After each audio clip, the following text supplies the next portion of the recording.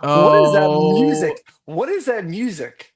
I kind of like it. One of my friends told me to like get rid of it. I'm like, bro, you're attributing a level of production control to this show that does not exist. No. What's going on, guys? Welcome in. Brand new episode of Snaps. Quick reminder, because I feel like some people are kind of forgetting. Off season, Tuesday, Thursday, 1 p.m. Eastern, noon Central.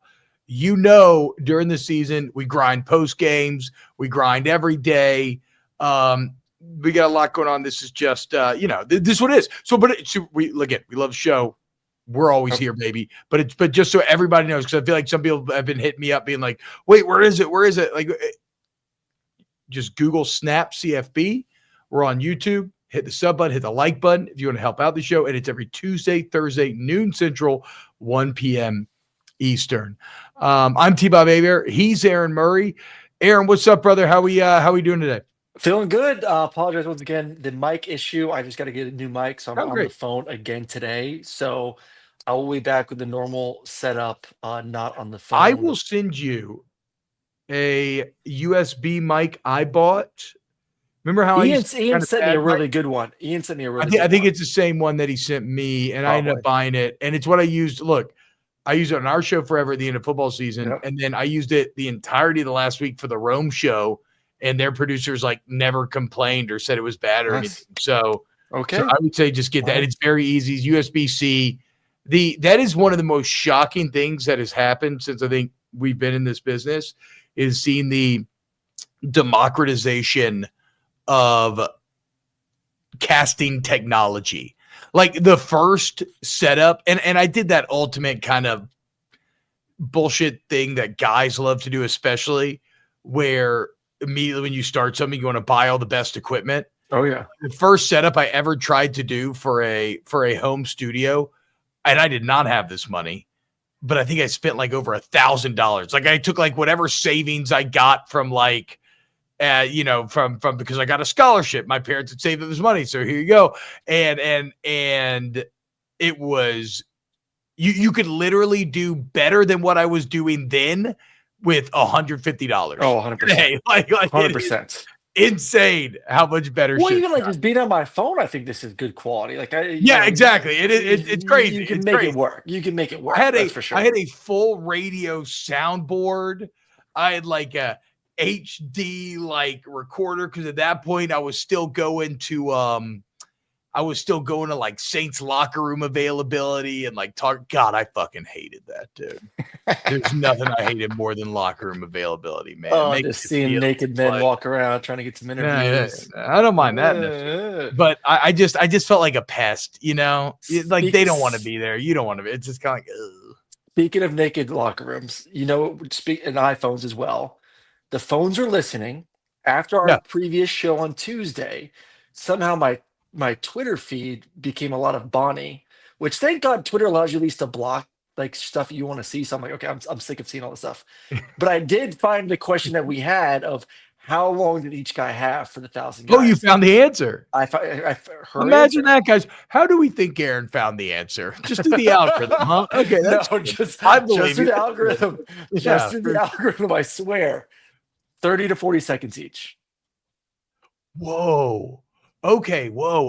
So you had to get yourself close to climax, and then you would like jump. Or you just didn't get to. Yeah. Oh wow. Oh okay. Of course. Yeah. Not everybody has to finish. Yeah. The whole thing is just having sex with 1,000. Okay, that makes sense. Actually. Well, I never considered that. Yes. Well, speaking of finishing, guys, before we get into football today, we are going to start with a big day here because Aaron, he told you about a few weeks ago, teased it. He has signed a new modeling contract, and the pictures officially dropped on Officially Instagram. dropped. They have officially dropped. Look at our king right here, dude. And we'll go picture by picture here, break these down. I love my this. favorite one. I love this one. Love this right off the bat. He's got a manly kind of burlap looking jacket on, one hand in the pocket, hand looking very vascular. Yeah. Which we love to see. Kind of speaks to a man who's in great shape. Yes.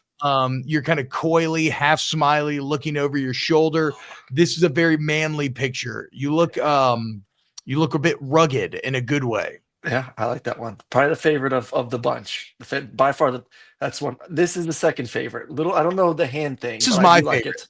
This is my favorite. The pose, and I do not say this as a pejorative because I don't mean this in a negative way, but objectively, the pose is pretty gay.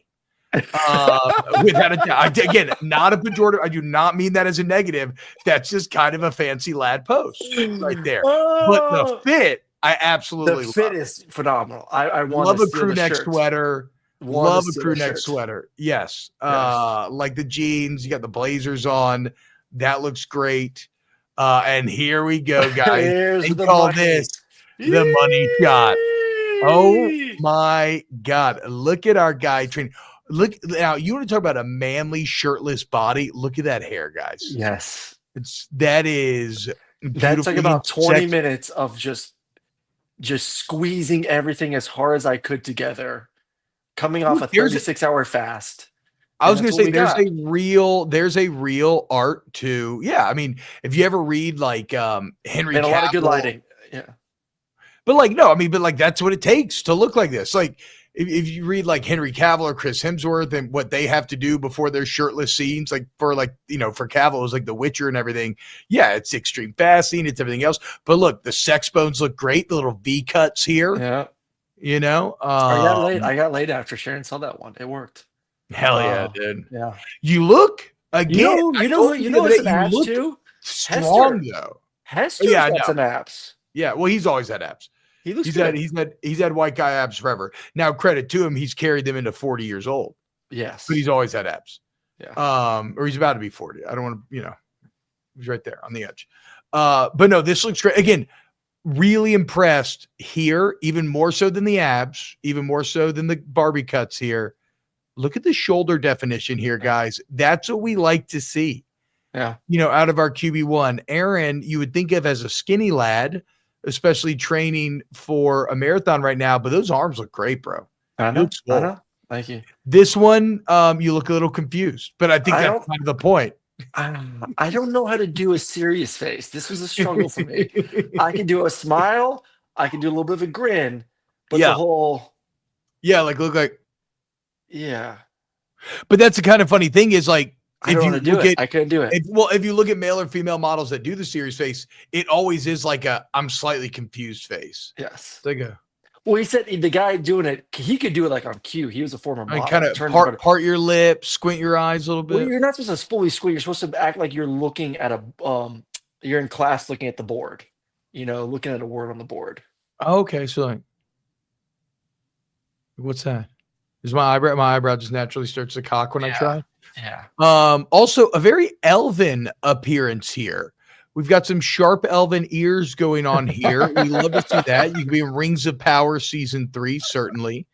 This is maybe where I'd have my first fit critique. I've kind of moved away in my life from the t-shirt under the blazer.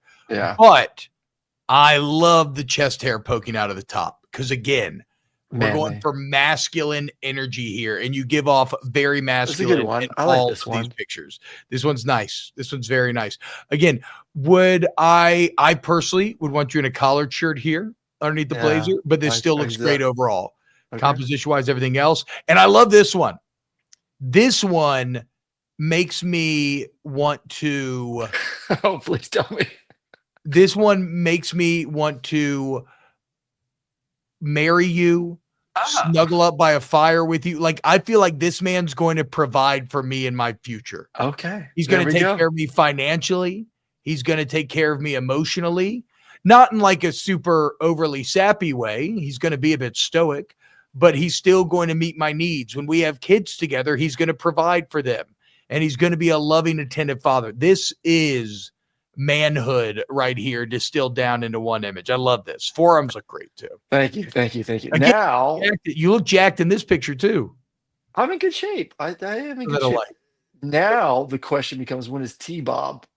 Can I put this on my story? Yeah, when am I doing my modeling pictures? When you're gonna do yours. Oh, okay, this is kind of funny.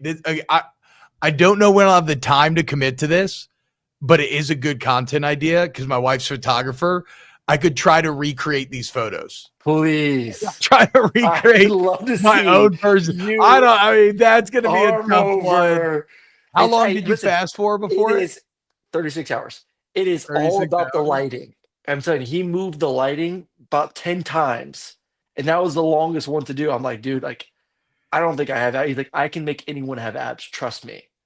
And 30 minutes later, I somehow had abs. I mean, I'm not going to lie. The one picture I showed on here that I was like, I'm kind of proud of this. Let me be a little douchey and show it. My bathroom lighting's very friendly. Yes. It's something about like being top down. It brings out all the definition, kind of softens everything up a little bit. And the hair, I guess, according to him, the hair helps too, compared to being bare. What do you think? Is my hair? Oh God, look how pale that is. We're gonna have to work on that. A lot of lighting. A lot of lighting. But guys, we love it. And if you're listening on audio, Aaron's gonna do the chapters. Well, not really, but eventually we will. If you're listening on audio, just go check it out. Snaps, just YouTube Snap CFB or Google Snap CFB and go check it out. Ian's gonna help me with the chapters later. Oh, really? Hell yeah, dude. So, let's fucking go. We're getting there. All right, so on today's show, dude, a Snaps calendar. We talk about Snaps coin. Yes, a Snaps calendar. I got my 6. We get TBob 6. A little. So I would want my if we were going to actually do a calendar, I would do different pictures than these. I would want to I think we could do some funny shit.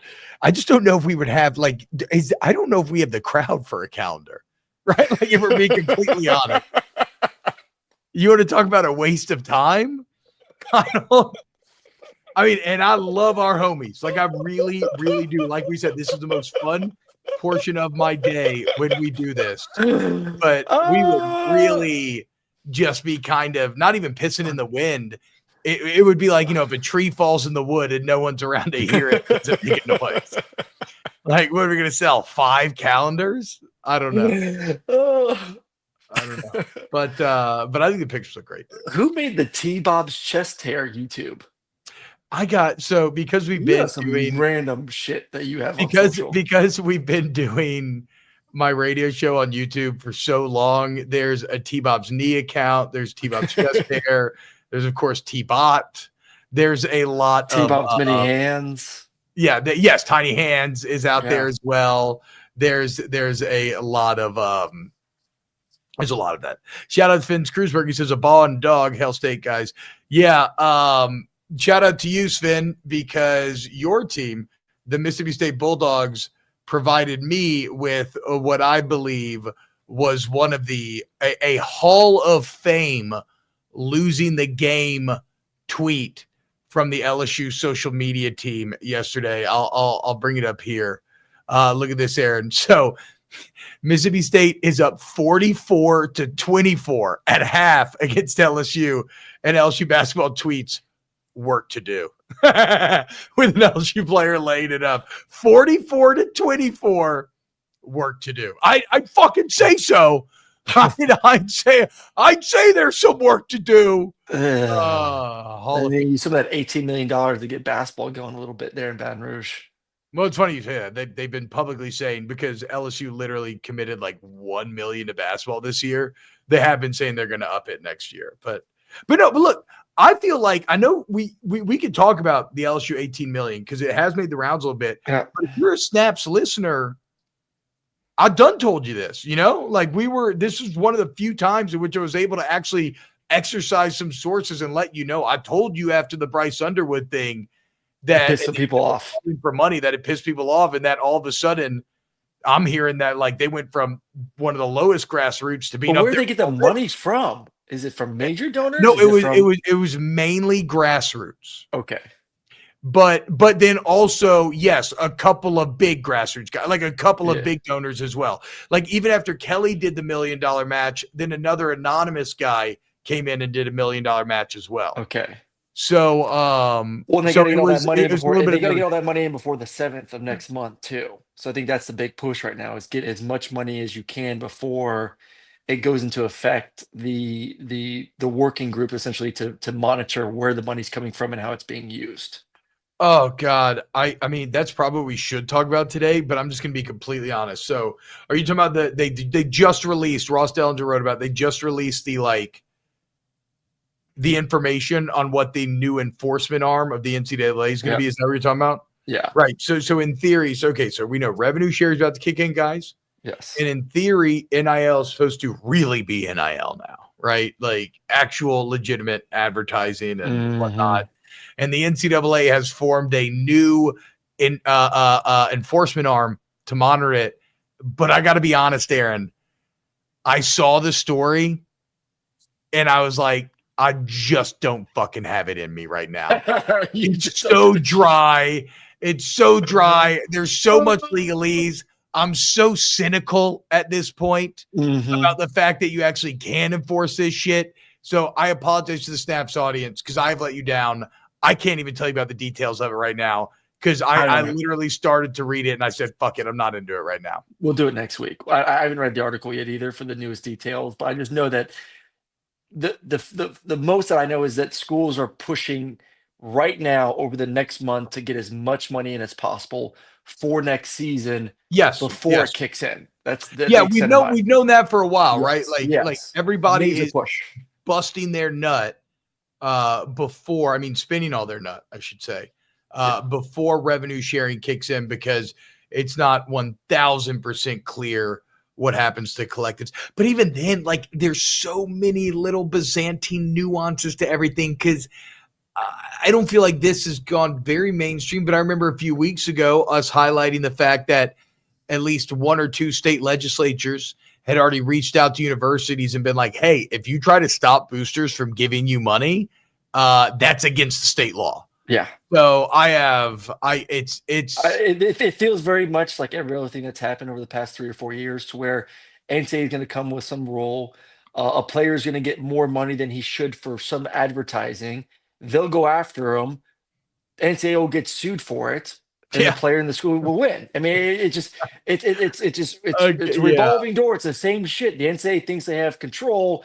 They pass these laws, but how can you tell a company or someone that you can't pay someone for taking a picture or posting something on social media as long as work is being done? And the guy had the same question yesterday too. Someone asked me, I was at the Georgia Pro Day. Someone asked me like, "Oh, how do you judge the media value of a player?" Like there are NFL quarterbacks who do weekly hits on local shows. You probably know this more than I do a little bit. That get paid thousands of dollars per hit. I mean, $10,000 to go on for 15 to 20 minutes every Monday to talk about the previous game. So why can't a college football quarterback get paid $5,000 to $10,000 to do another 10 to 15-minute radio hit per week? I mean, it's hard to kind of put a limit on some of the things that you can kind of get around it, especially when it comes to the media front. That's what I find to be overwhelming is the amount of resources it would take to ultimately prove this stuff in a court of law. Yes. Like, it just seems insane to me. And like now that is pissing in the wind. Yeah. Have you talked to Sharon about this at all? I know she's a lawyer. What kind of law does she specialize in? Like she's labor and employment. Oh. So this is all per alley. Yeah. Does she think any of this would be enforceable? She's more on the side of, we've talked about this multiple times, on the employed, not employed 1099 W-2. She's like, there's no way in hell that they can continue treating these kids. I mean, not employees. Yeah. Yeah. Based on the fact that they are required to show up at certain times for meetings, workouts, practice. Everything is essentially doing the work of a W-2 employee, not a 1099. Yeah, an employee. 1099, you can't tell them when to do most things. You are telling these players when to show up for their entire 4-year career at that university. That is, you're treating them as an employee. So I think that's her biggest point that we've talked about is and this goes to the same thing we talked about the other day with the tax exemptions that a lot of people are getting through. Why, if I'm a big time corporation, why does the NCAA get all these benefits? Why do they get to treat employees as non-employees? Why do they get to allow their non-employees or employees to now not have to pay state income tax when I'm Yeah. another major, employee in that state? She just sees it's a trickle down effect that maybe other people can get pissed off with. So interesting to see. Yeah, I mean, and ultimately, now maybe we could have Sharon on one day to explain it to us, because that would probably be like everybody would be giving up something if you went the employee route, right? But wouldn't that also maybe be the best path to like a collectively bargained agreement of sorts? I think it's the only way to collect a bargaining agreement. Okay. Yes. All right. Well, whatever though. Again, I swear to you guys, I'll read about the enforcement arm over the weekend, and if I think it's interesting enough or worth to bring here on the show, we can do that. Aaron, quick thought here, literal quick thought. Speaking of Georgia Pro Day, real quick. Yeah. You want the big Dan Jackson? Oh, Dan Jackson had a great pro day. Great pro day. He had a great pro day. I hate these shirts. I don't know why. I think they look shitty. That was the only point I had on Georgia Pro Day. What did you have on Georgia Pro Day? The big buzz talking with people yesterday. Big buzz. Talked to a lot of people. Georgia's receivers are going to be great this year. Oh, really? Oh, you don't fucking say, dude. Okay. No. Allow me to remove my cynicism from the equation here. Is it different than what you have heard the last 2 years? No. Like in two ways. Is it different than what you've heard just straight up? And does it feel different to you than what you've heard the last 2 years? Nope. Feels the same. Okay. So I can be comfortable in staying in wait and see. And I'll say it feels the same, but I'll also say this, that there was a major push, more of a push, I believe, this year from Kirby, from the top, to say we need better receivers. And you saw that through the portal. You saw that through the high school recruiting. The fact that you went out there and got two of the top guys in the portal, you also got a 5-star receiver and I believe one or two other 4-star receivers. So essentially you got 5 of the top guys in their given areas, portal and high school. To me, is more of an effort that they put in quite some time. So I think that is a lot to do with it. But once again, you don't know if the freshmen are going to be ready to play, even the 5-star. You anticipate the other two guys at the portal should be ready to go. I'm more bullish on not the freshmen necessarily this year, right? Certainly. Yeah. But my biggest proven thing with the Georgia wide receivers, not the freshmen or anything, it's the Branch Bros.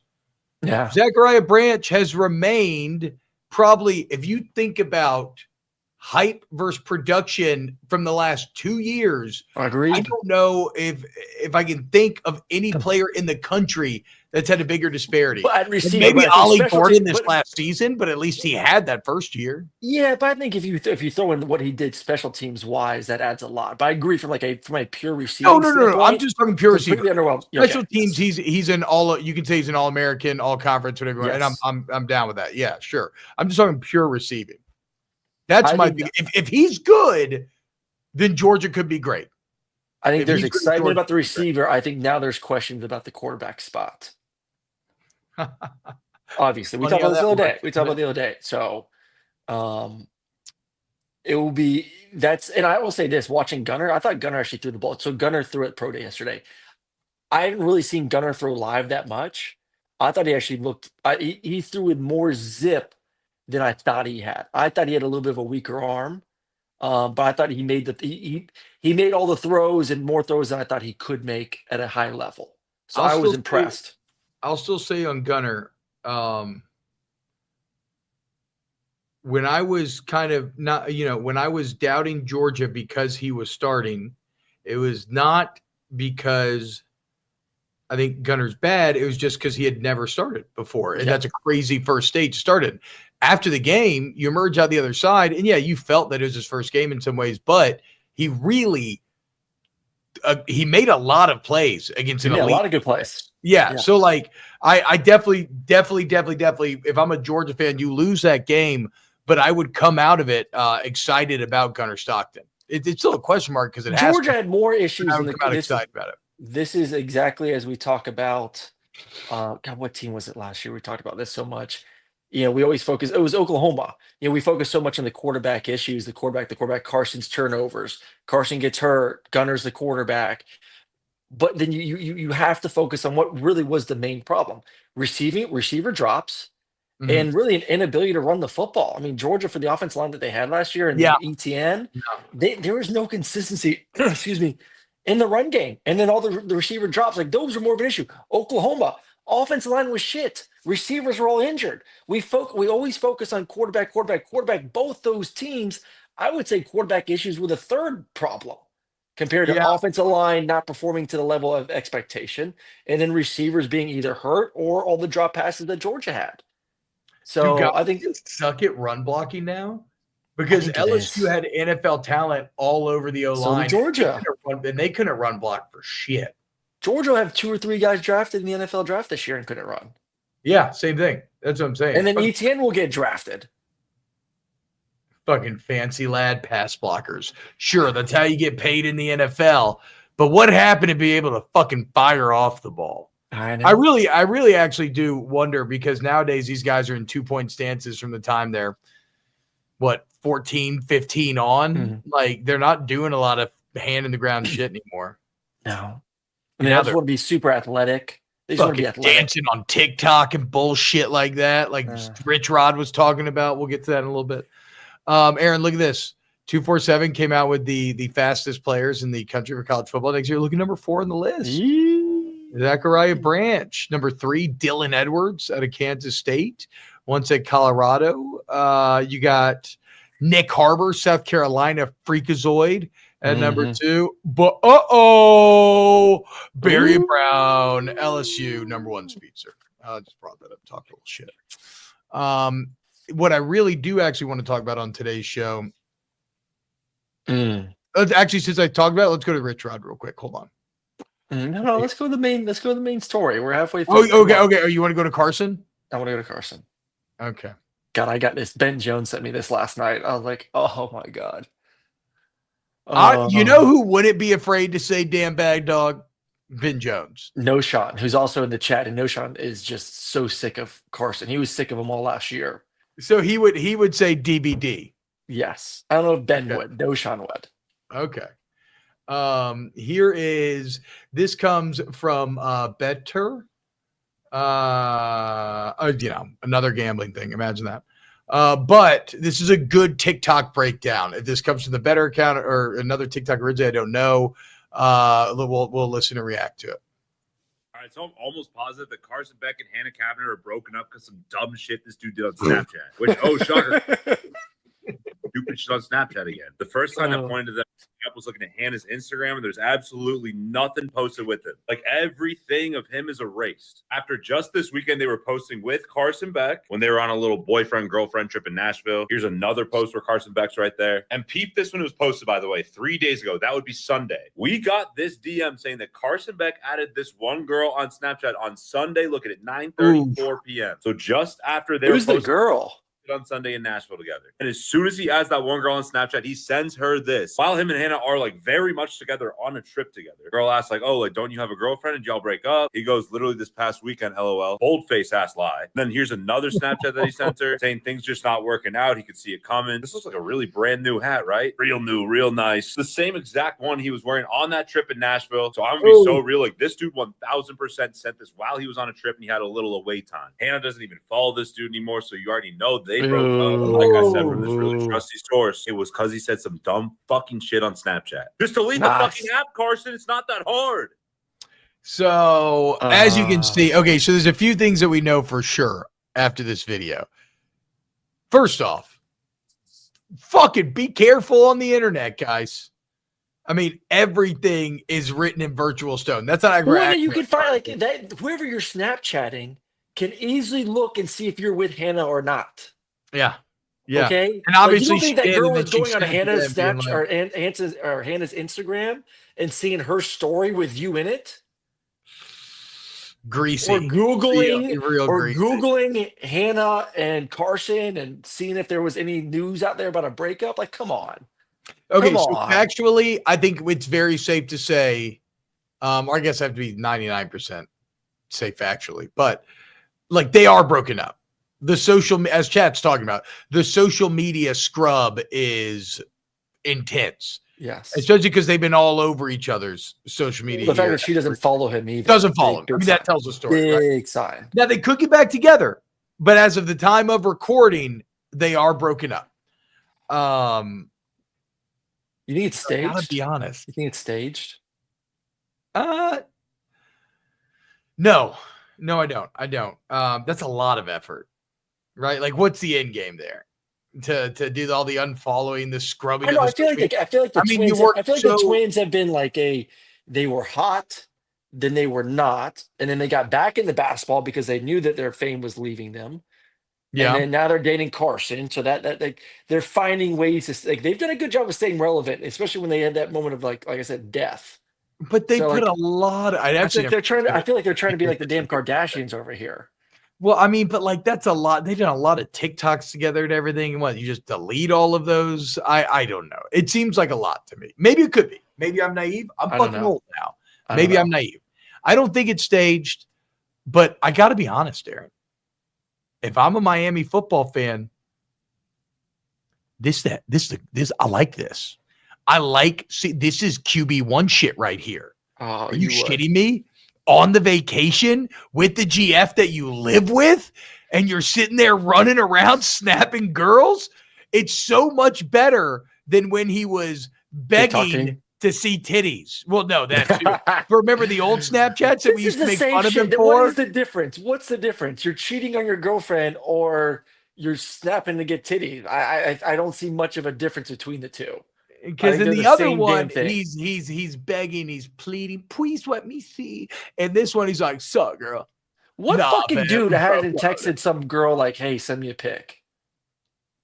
I fucking did. I wouldn't consider that like non QB1 shit. I was like, hey, I'm QB1, show me your tits, I guess. I don't know. I think okay, well, okay, let me find, maybe I can find the old even though it's going to be hard now with this breaking.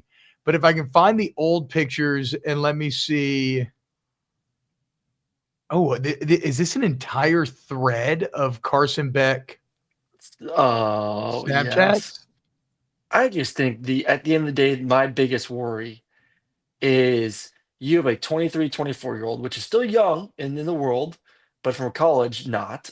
He's essentially a grown man in that locker room, acting like a little kid with the TikToks and now with this. I think that there's, as a person, questions. And then from hearing from people inside the Georgia program too about not being one of the boys in the locker room as well, being more worried about the outside stuff, it all goes to the narrative of being distracted. Yeah. Okay. Look, to be honest, this is a shitty thing to do. I was joking about the QB1 stuff. Like you said, you're fucking on a trip with your girlfriend which is crazier that we know you live with. Because you just got your car stolen out of the driveway. That's what blows my mind about this. Y'all are so deep in a relationship. You went down there with her. You now live with her, and you're snapping on a vacay weekend with her. No, it's shitty. It's like a scummy ass thing to do. So, in all seriousness, this is not a good sign for Carson Beck. No. And I mean, how about you just recover from your? How about you recover from your? That's what I'm saying. How about you recover from your UCL? I don't need you in fucking Nashville on yet another social media trip. No. Like, he's got to lock in. If I'm paying him $4 million and I'm Mario Cristobal and I'm seeing that again, he was gallivanting around over this weekend, I'm going to feel some type of way. If I'm an NFL GM, I'm looking at this guy saying, once again, this guy is 24 years old acting like this, doing this dumb stuff. There are, I would say, more than 3/4 of the teams in the NFL are just like, I don't give a damn how good of a season he has. We don't trust him to be our quarterback. We've seen enough of the off the field shit that we ain't dealing with it. So I don't think he realizes what he's doing off the field. Like, what other top quarterback has done to the extent that he's done off the field? Not many. And it's been in negative headlines. He just needs to have a talk with someone about what it means to be a quarterback, not only at this level, but the next level. No, you're right. He's got to, because there's no one else doing it. There's no other quarterback doing it. But again, it is one of those weird things where it's like, name another quarterback that has been in the headlines as much as Carson for off the field shit. It's no, I agree, but it is one of those things where it's like, how do you get him to believe that he needs to learn a lesson when what has really gone wrong for him? You know, I agree. like What's gone wrong with him is he had to transfer out of Georgia, didn't win a for championship. $4 million. I know. I mean, I get it. No, I get where you're saying. You went from a top 5 pick. You went from the projected number 1 quarterback in the NFL draft and a weak quarterback draft to essentially being a 4th round guy. That is true. That is true. Top 10 NFL pick to start the season. You were the best quarterback in college football to head to start the season to then being a 4th round quarterback. Yeah. You're right. You're right about that. You're right about that. And now he's hurt as well, so that's not great. But I guess, yeah. No, I think you're right. I was just more making the point that, like, maybe he does argue, like, well, fuck y'all. I mean, my shit's going fine. Look at from my bank account standpoint, he's doing great. But you're right. But going from the first overall pick to where he is now, that's way more money than the $4 million deal. Yeah, what I'm saying for like the longevity of his football career. Yes. No, you're 100% right. And your insight here is way better than mine because you've actually lived this life, being both the start, like, you know, QB1 at a major university, NFL quarterback. He's got to tighten up. Bottom line, it's too messy. Mario needs to sit him down and just say, yes. You know what, kid, like, so Andy Reid would always say this to us, you know, before every game. He'd be like, you know what, let your personality shine. I want you guys to go out there, be you, have fun, whatever. You know, it's how you play best. But at some point, you have to kind of color with inside the lines a little bit. Carson has gotten a little bit sloppy with his drawing, looking like my damn 4-year-old drawing over here. He needs to reel it in. And that's Mario, because at the end of the day, Mario is trying to build on, Cristobal, what was done last season. They were a game away from being a playoff team. You go out there and you spend $4 million on Carson. You're hoping to continue that momentum, the money, and then jump your way into the playoffs this year. And Carson is your ticket. He's saying, and he does not feel like he's Cam Ward right now. And you don't even know what you're going to get. He can't throw a football. Well, and he, as we pointed out before, he doesn't have anywhere near the weapons that Cam Ward had.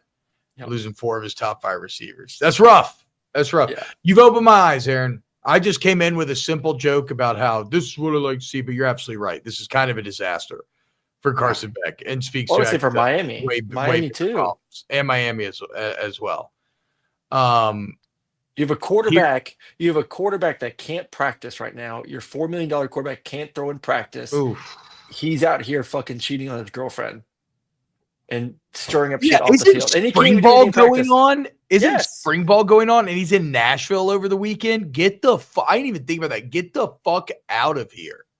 That's insane. That's insane. He's distracted. He was like this last year too. Distracted.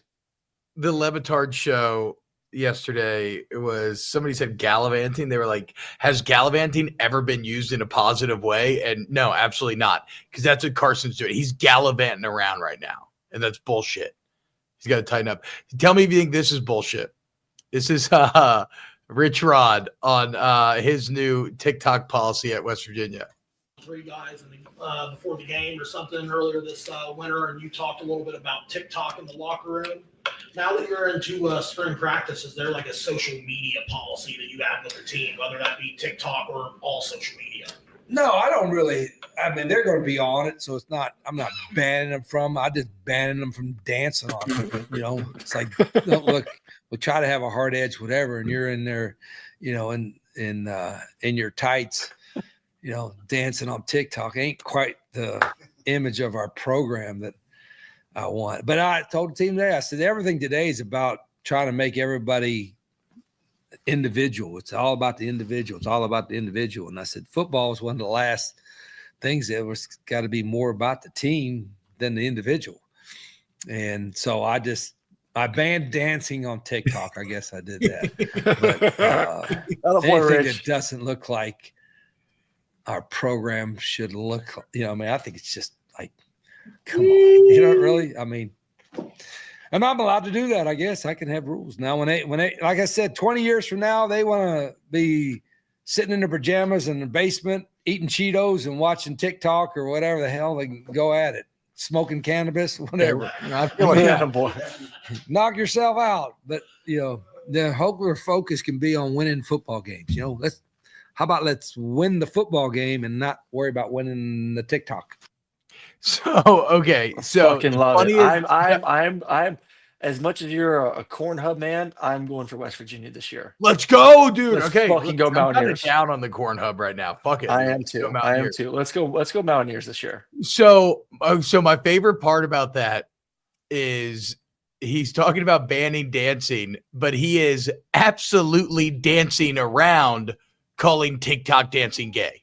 In a negative way, like in a pejorative way. Like earlier, I said that I thought something looked gay, that it literally looked like my pose, like a homosexual pose, right? Not in a negative way. It's just a bit not the most masculine of poses. Like you can hear it in his voice. He's like, it's like, you know what I mean? Like, is that what you want to look like? You know what I mean? He knows he's gonna get in trouble, but he is desperately. Oh, the people of West Virginia love it though. The people of West Virginia love what he just said. Look, as an old, I know I'm getting old. I know I'm getting old, but like, again, I think it looks fucking soft. I think it looks fucking lame. Like, I don't want my guys now. First off, all the dances are fucking lame in the first place. Going back to like Carson Hanna, the dances are stupid. Then you go to the locker room dances. They do like two little things, and the next guy comes up and he does this, and the next guy comes up and he does this. I'm like, what did we do? What did we do? Granted, there. I mean, this is stuff that everybody does. For instance, here is Travis Hunter doing it. But here's Travis Hunter doing it. I would say, but is it dancing in general, or is it dancing in the locker room? So it's more in the locker room, right? That's what I was going to say. This is not in the locker room, and he's got a high trophy behind him. Yeah, if one has a Travis Hunter, he's going to be allowed. If you get the Heisman, all the trophies behind you, do whatever the hell you want. And like, listen, he's got more moves to it. Like, there's 3 or 4 different things. Here's Ashton Genty, which again, I don't have as much of a problem with. We're talking on the field, in full uniform. Picture day still looks a little bit. It's a cool dance too, kind of a harder song. Maybe where we start to arrive at a bit of a problem here is Dylan Raiola, which this is not in the locker room, but I don't know about this one. No, I don't give a shit about this either. I'm more the ones like my issue is the one post game when everyone wants to celebrate the win, that you're on your phone trying to do a TikTok in the locker room. When it's like, dude, like, get off your fucking phone, celebrate the win with your boys, have some fun, and everyone's just trying to get their phone set up to take a TikTok. Like, that's where I'm like, that to me feels very individual when you should be celebrating the victory. So like, that is the greater part. You're thinking about, you've thought about this. Hey, as soon as the game ends, we win. Hey, boy, you're going to your boys, hey, this is a TikTok that we're going to do. So that is the greater part. What he talked about that I do agree with is that it's always been hard, but it's definitely harder now than ever to get people to want to buy in to that team concept. And it's something, because everything in life is, even our own algorithms, right? Everything pushes us to like reinforce just ourselves. And so I do agree it's probably harder than ever to to do that. Now, granted, look, I understand all of the takes of like, this is dumb, Rich Rod's out of touch, blah, blah, blah. Functionally, I don't think this is going to amount to anything. Now, is it a bigger sign that he's out of touch and maybe he's not going to be able to connect with new generation? Maybe so. Because look, a lot of team bonding. I mean, we did like Harlem Shake video back in the day, right? I remember all the fellas doing that at Lake Bow. Remember the one thing that went viral? Like everyone would like dance or like doing something, like walking around, and all of a sudden it would cut, and everyone would be like dancing with like weird shit. But like that was like the Harlem Shake thing. Yeah, the Harlem Shake thing. Yeah. So I don't know. I'm probably being a bit hypocritical myself, but like I do think it looks like you would have gotten clowned so fucking hard. But times have changed. Now you don't, because now you got the most badass guys. Well, I always tell Sharon too, as like, 10 years ago, if you would have seen someone on the side of the street like doing a TikTok, you'd be like, what the fuck is that person doing? Now it's like you drive through Atlanta, it's like you see it at every stop sign. Someone's doing some fucking video or some I pose. You're like, I'm going to the gym, and all these girls are like, I was like, what? Can we just work out? Can we just work out? I still believe though that even though it's more accepted, there is still nothing cringier or more embarrassing than seeing somebody film social media content. Did you see the girl at the baseball game take a selfie of her ass? Yeah, I was shocked by that because she did it so quick.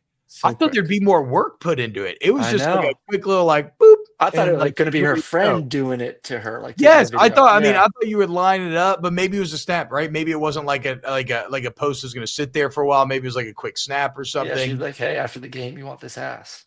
But I will definitely do. Patrick wants us to do a TikTok. Next time me and Aaron hang out, I'll definitely do a TikTok dance, and I'll have somebody filming us doing it so you can see how. Because a lot of times the end product, when you film social media videos, looks great and looks awesome. But when you see it being filmed, you're like, oh, fuck, I hate this. Awkward. I hate it when I do it. I hate social media. God, so much. We're getting old. I gotta go to the dentist. You gotta go to the dentist. Get on out of here. We're getting old. All right, guys. Old. I gotta do a deep cleaning on the left side of my mouth. Left side specifically? Well, I did the right side 2 weeks ago. Today's the left side. Look at this, guys. Hey, you don't end up as a salt model by accident. You know what I'm saying? Well, I need to get my fucking teeth right so I can keep doing modeling, side hustles. Yeah. I had to get an MRI yesterday. Those things still fucking suck. Might as well stuck me in a coffin for 45 minutes. All right, guys. We love you. We will see you Tuesday, noon Central, 1 p.m. Eastern. More snaps. See you later, guys. Bye.